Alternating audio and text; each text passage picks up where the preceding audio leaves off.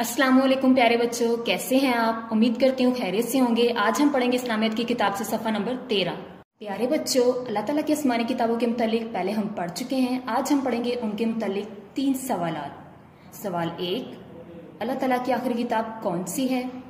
जवाब, कुरान शरीफ। कौन सी है? कुरान शरीफ। सवाल नंबर 2, कुरान शरीफ कौन सी जुबान में है? जवाब, अरबी जुबान में। कौन सी जुबान में है? अरबी जुबान में। सवाल नंबर 3, कुरान शरीफ छूने से पहले क्या करना चाहिए? जवाब, वजू करना चाहिए। क्या करना चाहिए? वजू करना चाहिए। आए अब मेरे साथ इसे दोहराते हैं। सवाल नंबर 1, अल्लाह ताला की आखिरी किताब कौन सी है? जवाब, कुरान शरीफ। कौन सी है? कुरान शरीफ। सवाल नंबर 2, कुरान शरीफ कौन सी जुबान में है?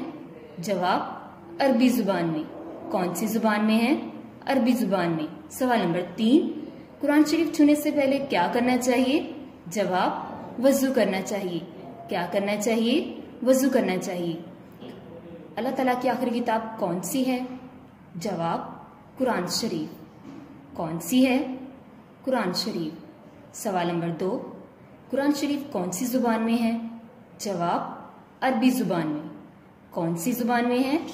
अरबी जुबान में। सवाल नंबर 3, कुरान शरीफ छूने से पहले क्या करना चाहिए? जवाब, वजू करना चाहिए। क्या करना चाहिए? वजू करना चाहिए। आए अब मेरे साथ इसे दोहराते हैं। सवाल नंबर 1, अल्लाह ताला की आखिरी किताब कौन सी है? जवाब, कुरान शरीफ। कौन सी है? कुरान शरीफ।